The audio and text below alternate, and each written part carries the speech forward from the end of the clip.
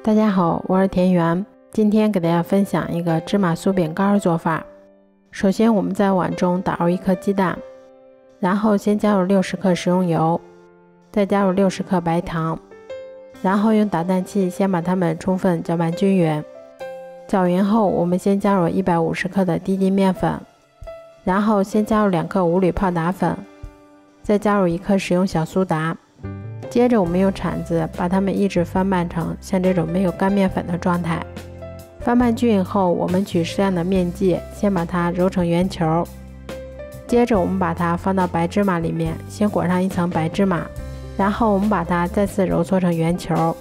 最后我们再把它轻轻地按扁一些，这样我们的生胚就做好啦。都做好后，把它们依次放到铺有贵油纸的烤盘里面。接着我们再把它放到烤箱里面。烤箱中层上下火170度，烤20分钟左右就可以啦。这样做出的芝麻酥饼干吃起来非常的酥脆香甜，而且做法也非常的简单快速。如果喜欢的话就试试吧。喜欢我的视频就关注我吧，谢谢您的支持。